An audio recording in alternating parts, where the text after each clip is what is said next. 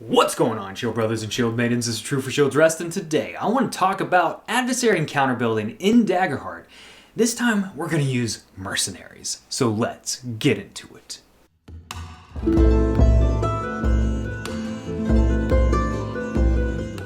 Alright, so we're going to do something a little bit different with this encounter build video. I'm going to remove going through all of the adversary stat blocks and just assume that you kind of already read through them and already know what I'm talking about to begin with.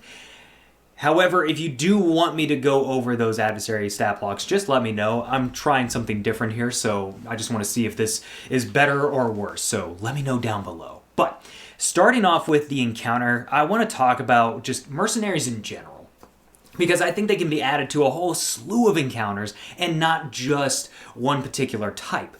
This isn't like cultists where it's like this niche thing that's not going to always come up. Mercenaries can be everywhere, you know? Nobles can't take over a country without them, and let's face it, you can't not run into them whenever you're just out and about. Mercenaries are everywhere, and different bands are everywhere.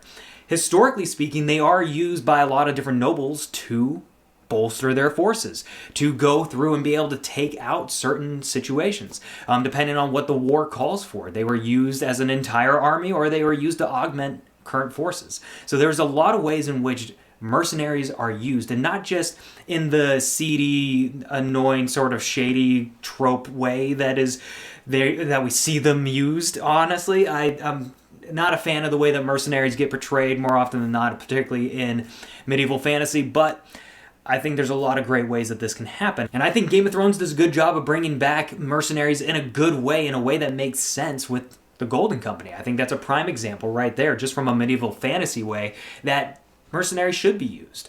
Not just as sellswords that are, a bunch of cutthroats. So we're taking sort of similar approach anyways, within this particular encounter build.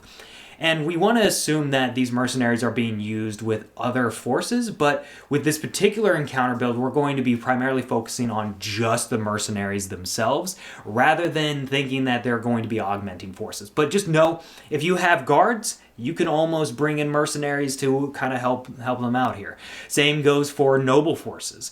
If you've seen the noble forces video, you can actually add in mercenaries in a great way to a lot of those encounter builds that we've already done for those noble forces, and I don't see why not. We are going to take the approach here, though, that we're going to have somebody that's in charge of these guys, somebody that's paying them, and so we're going to bring them into the encounter here and there. But again, you can augment that if you want. You can change that up completely. You can allow these mercenaries to be working for cultists. That's perfectly fine too. I know I said don't do the cutthroat things, but I'm not saying really don't do it. Just try and get away from that. They get used in different ways. But you can do it in that sort of way. You can have them sent to go and kill the party because that's what the big bag of evil guy behind the scenes is telling them to do. And this can be actually a great way to let the players know that somebody's after them and they're willing to pay. They're willing to pay other people to go out and kill them, which is a great way to actually keep a lot of your kind of hidden forces hidden. Because if I have like elite soldiers and things that I want to use, elite adversaries that I want to use against the party, eventually, when they get to that point, I can still keep them that way by using mercenaries. Mercenaries are a great way to just send some low-level individuals out to deal with that while I keep my high-tier adversaries in the background without having to degrade their tier just to make it work. Okay? You do not have to tier down your adversaries when you have mercenaries. So just something to think about, but mercenaries, again, can be used in so many different ways, and they have so many great ideas for mercenaries. Particularly with the Spellblade, I thought the Spellblade was a very interesting way of going about having a mercenary, somebody that has spell attacks that they can do. Pretty cool. So, with all that being said and out of the way, let's actually get into the encounters, and I will be maintaining the easy, standard, challenging, and climactic encounter. So if you've seen my how to build encounters here in Daggerheart using the official rules, I would say you'll already know what I'm talking about, but I would say go check that out if you have not seen that. Because I do talk about how you can bring in all those power levels, the easy, standard, challenging, and climactic, through the points system, okay? So check that out if you haven't seen it already, because then that way you know what I'm talking about when I'm talking about easy encounters by comparison to standard.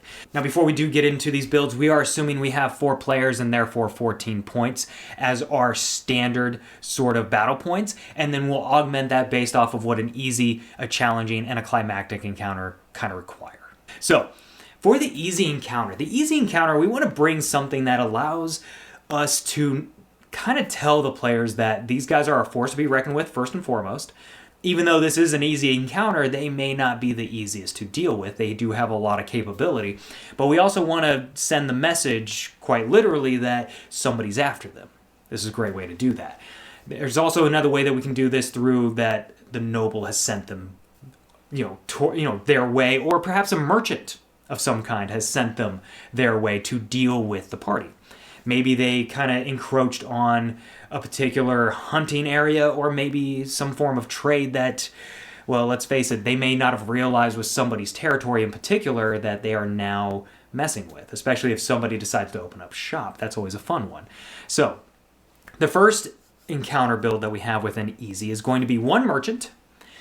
And this merchant is going to be there and almost trying to send the message. Now, this can start out, obviously, as a social encounter first before it gets kinetic. So start with the merchant, and then we're going to have one Weaponmaster. Just one Weaponmaster, that's all we need here with the merchant. And this Weaponmaster is going to stay by the merchant's side for the most part to act as the muscle, to be the protection, okay?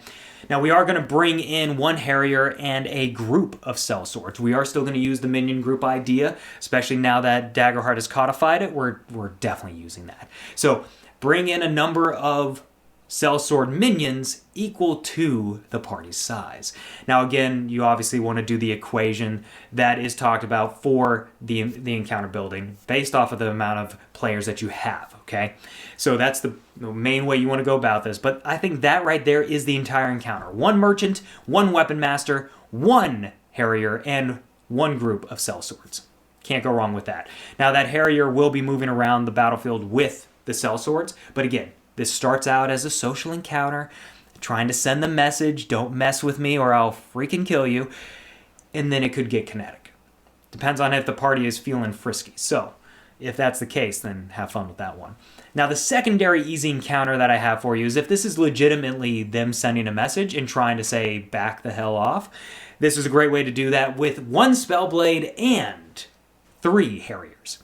I think that is pretty great. And then if you add in a +2 for their damage across the board, give them the static +2 for damage, that will equal the easy encounter that we are looking for here. And this is typically going to be a number of adversaries equal to the party size using the Spellblade and the 3 Harriers. That's going to be enough where it's a one-on-one situation. But those Harriers are going to move. Now, I do suggest that you maybe consider changing up what the Harriers can do as far as their features are concerned, because I think that's going to be a necessary thing to give a better flavor. Now, you can use, obviously, guards and use the noble forces if you want to, and just call them mercenaries. That's perfectly fine, too.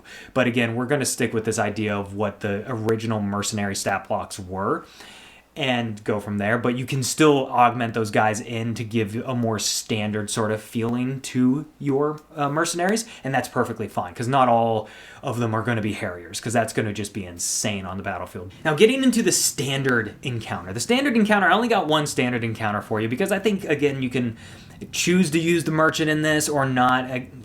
Depends on what you wanted to use this for, but this sort of standard encounter idea is going to be essentially a Spellblade, a Weaponmaster, ×2. You're going to want really truly 2 Weaponmasters, because the Spellblade is acting as the leader, is acting as the lieutenant, even if you want to call it that, the individual that's in charge of this particular group, if not the actual thing. But I would say it's just this particular group, whether they're hunting after the players and trying to send that message, or just trying to collect on a possible bounty here, okay?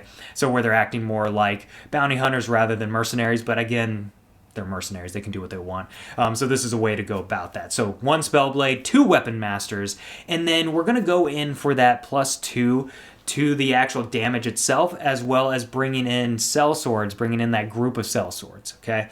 So that way we got that minion representation to help bulk out this force just a little bit. Just a little bit. But doing that extra damage should be a lot more fun, and hopefully get them to where they're doing more major damage, if not close to severe, more often than not, rather than just minor damage to sometimes major damage. Alright, so getting into the challenging encounter. The challenging encounter is always a fun one because it's just on the cusp of potentially being climactic, yet not quite there, but it's just a little bit more than the standard sort of encounter, which I love. So with that idea with the merchant, I see the challenging encounter here kind of moving past the merchant and maybe going towards a courtier of some kind. You know, grabbing that courtier stat block and bringing that into things is kind of a fun way to go about this. And maybe this is just an encounter on the street sort of situation and not necessarily something intentionally happening by the courtier themselves. Or perhaps this is happening in the castle or in the court itself, where the courtier is moving around with their entourage being what this encounter is going to be. And then they can choose, then the party can choose if this goes from social to a kind of sort of kinetic situation. They can absolutely choose to make it that way.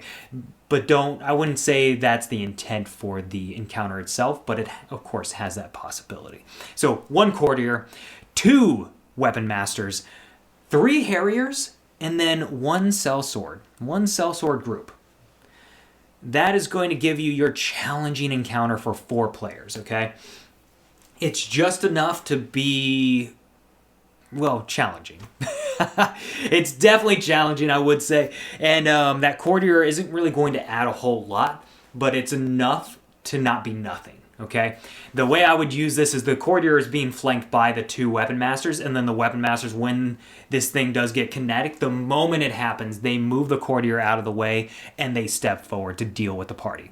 I would say that's the way you work it from a strategy standpoint, whereas the harriers have already kind of positioned themselves surrounding the party. I think that needs to be something that just kind of happens in general when this sort of thing happens. So no matter what, that is the standard response that these mercenaries have when a courtier does get into conversation, especially with somebody that the courtier does not know, okay?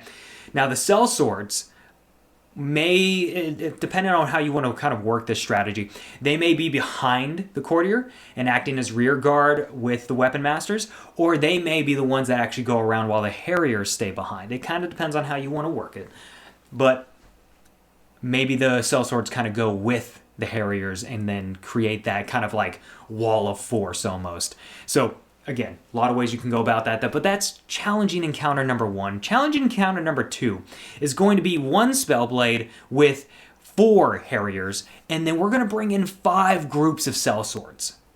This is going to feel almost climactic, but point-wise, this is quite on point with a challenging encounter. So, with this being a challenging encounter, that Spellblade is going to be the center of attention here, okay? So the Spellblade is going to hang back and do what they do best, which is launching magical attacks forward.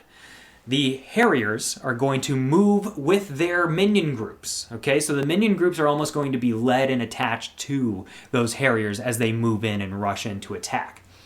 That is the best way that I see this happening, at least from a strategic standpoint. Now, obviously, context is everything when it comes to these things. So obviously you're going to have to augment how the strategy works depending on the situation and particularly the room or the battlefield that they find themselves on. But that is the way I see that happening. And this is going to be when it's, again, very intentionally going after the party. This is almost to the point where the party is being hunted. And now they're not just being hunted, but they are being doggedly pursued to the point where it's basically the players have to deal with this soon, or it's going to get to a climactic sort of encounter. So moving on to climactic. So let's first off, we're moving past the courtier. The courtier is beyond us now. We're in a climactic sort of situation, which means we're bringing in the petty noble. We got to bring in the petty noble because they're just going to get really petty with this. That's why this whole thing's happening. And they do mean petty in the sense of they're being rather petty. So that is what we have here is the petty noble. Again, they're not going to be a force to be reckoned with on the battlefield, but they will act as the figurehead for this encounter, okay? And I feel like the encounter hinges on whether the petty noble is captured, killed, or is alive, depending on how this whole thing works out. Because if they're alive, the mercenaries are moving forward. If they're captured, the mercenaries are going to try and do a little bit of a deal if they can, or they could be paid off in this instance, okay? Now, if the petty noble is dead, the mercenaries may be like, dope, their money's ours, but then we also want recompense, so we're going after you. So they might actually go after the players, unless the players can stop the whole thing and be like, look, the money's yours. We're not trying to lay claim to this thing. We just want to leave. You know, like it might be that. So again, petty noble, this is going to be 2 Weaponmasters, okay? Again, 2 Weaponmasters, you want those bruisers getting after it and acting as the protection, okay? And then 4 Harriers. We want 4 Harriers, and then we are going to just bring 1, maybe 2 Sellsword groups here. Start with the 1, but if you feel like the players are powerful enough, go with the second one, especially if they're bringing allies. If they're bringing allies, go ahead and bring a few more Sellsword groups here. Perfectly fine. So, but that's Climactic Encounter number 1. Let's get into Climactic Encounter number 2, where it's gone from beyond a dogged sort of pursuit to this is kind of the final thing.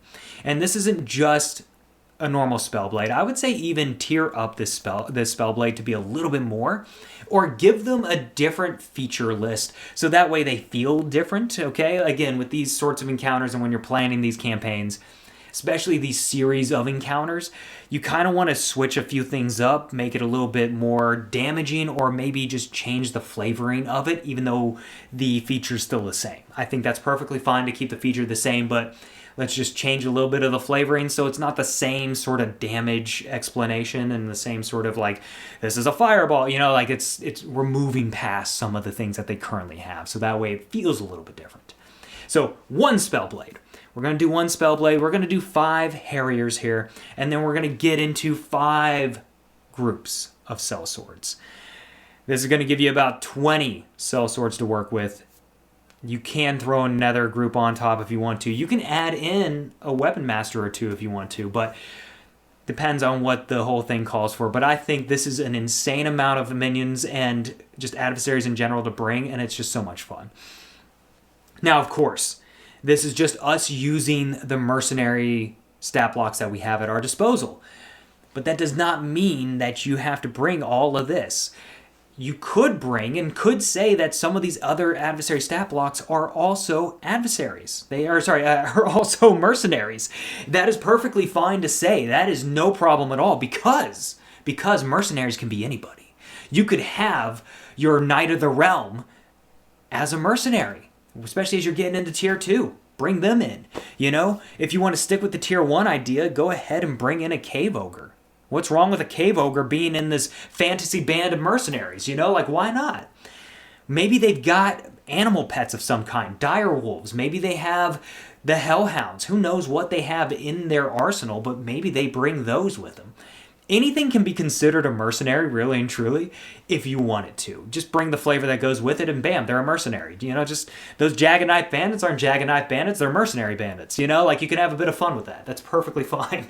But again, we're just trying to stick true to what the mercenary stat blocks are. But again, if you don't want to bring that many adversaries, find some good solos that you can call mercenaries and just bring those. But again, go with what's on theme, go with what makes sense. Context, context, context. So that is the encounter build for these mercenaries. I hope that kind of helps you guys out a little bit, if not a lot. I do like mercenaries a lot. It's a lot of fun. Mercenaries are just wonderful to bulk your forces out with. But if you're going mercenary-centric, I think that's the way to go about it. But in any case, we're getting back into this. We're going to be getting into so many other ones. Our next one's going to be vampires. So until the next one, keep that shield wall strong.